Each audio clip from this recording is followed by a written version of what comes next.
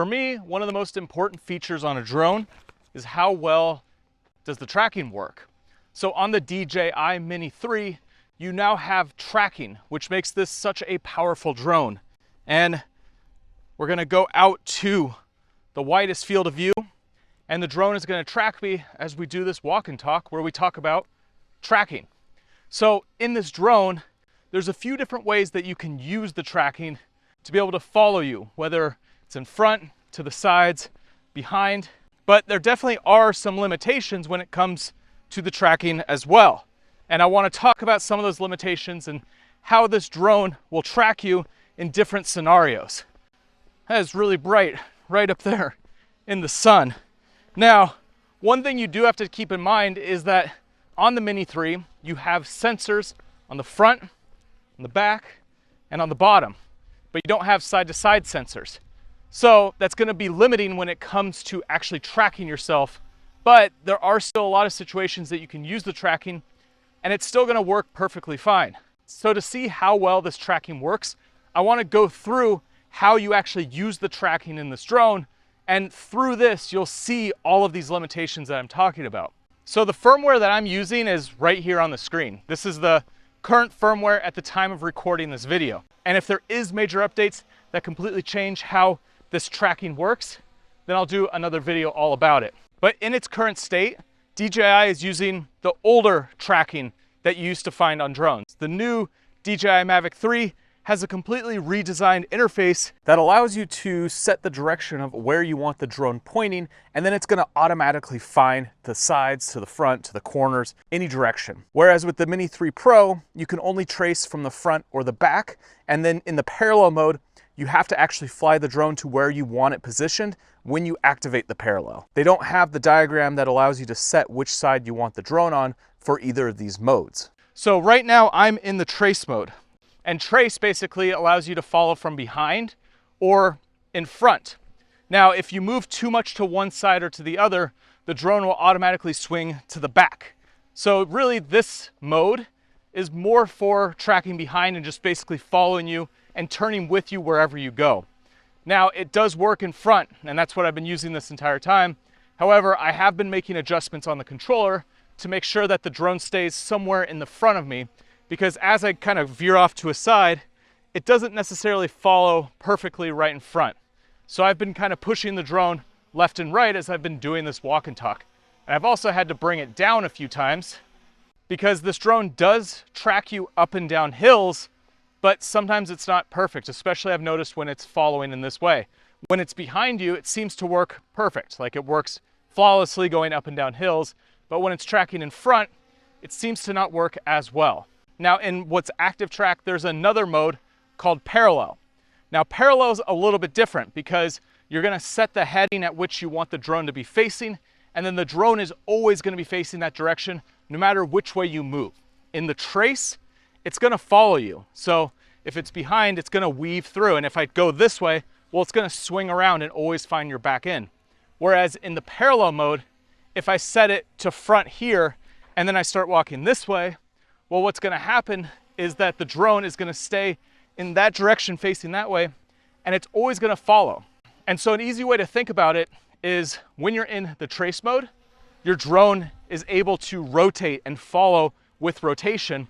Whereas in the parallel mode, once it's set the heading that you want to move, well, it doesn't rotate at all. It's just going to go forwards, backwards, left, or right, but it's not going to rotate the drone to try and follow you. It's a cool spot. So I'm going to spin around and you'll see what happens with this trace mode. It's going to find what's back behind, and then it's just going to follow me. And what's great about the tracking on a DJI drone, if the framing's off, you can actually adjust it by using your joysticks and recentering your subject, or if you do want it off to like a third, you could put your subject in one of the thirds. And so you could constantly be reframing and readjusting and moving your gimbal to get the shot that you want, and then the drone will continue to track with your framing offset in a one way or the other. Let's center me back up and let's swing around. So I'm gonna pull on the right joystick. I'm gonna fly the drone around back to in front of me. It's still in trace mode. I'm gonna pause right in front, and now it's going to continue to track me from the front. So what happens in this trace mode is if I go too far left or right, it will swing around and start following me from behind. And you can see it's right now trying to dodge some different plants that are in its way.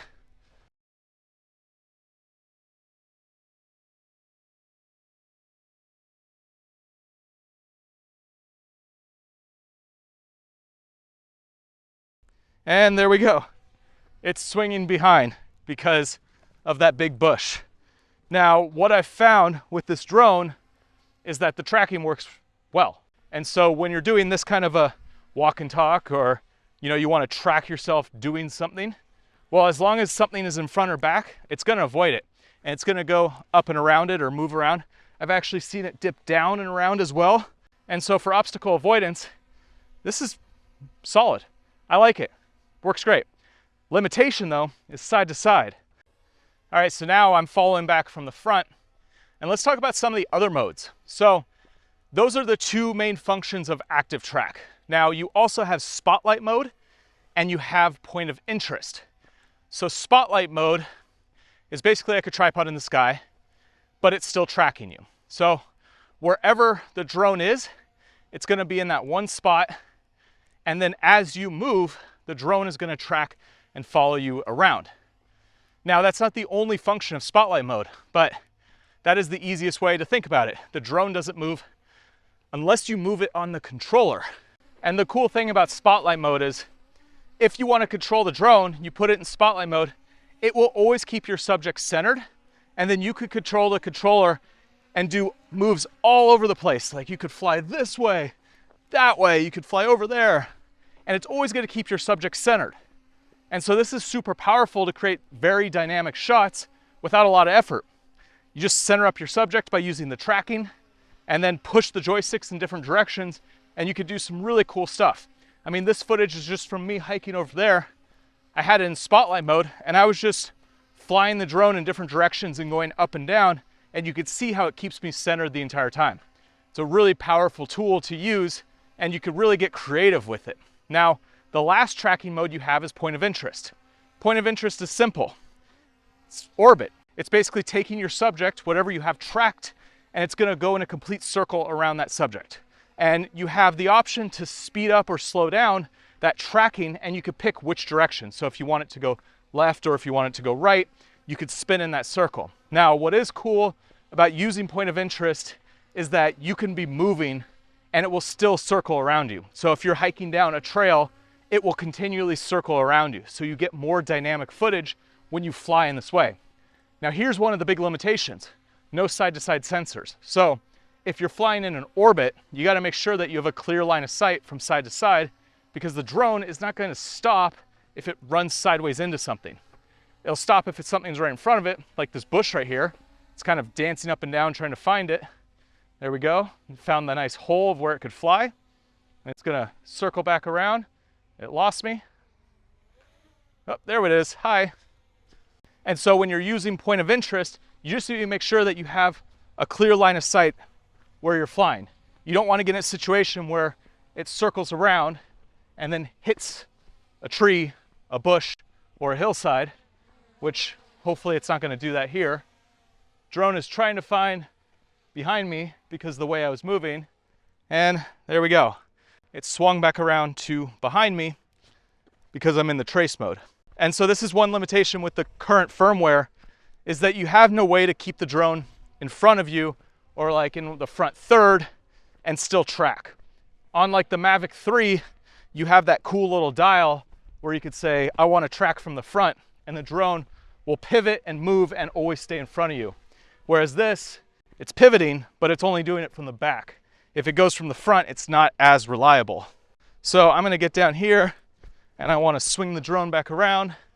And when you're using tracking, you could use the full width of your sensor, or like I showed you at the beginning, you could zoom in. So I could go into 2x zoom and get this very zoomed in, cropped in shot, or I could go back out to the full width of the sensor. I'm going to fly up and over all this so it doesn't hit any of it. One limitation with this drone is you are stuck to line of sight. If you go behind an object, I just went behind one of these bushes here, it lost me. Now, it will work if it goes behind an object and you pop back out, but there's no guarantee, and it's not perfect. If you pop back out on the other side, there's a chance that the drone will grab you, but if you take too long or it's going behind too big of an object, well, it probably will just lose you altogether, and then it's gonna do some erratic flying because it can't find you. Overall, I think this tracking does work well. It's a solid addition to this size drone, and I'm gonna be using it all the time. Now, if you wanna see another video where I actually show you how to shoot audio and video like I've been doing in this entire video, make sure you check out this one right here, and I'll see you on that video.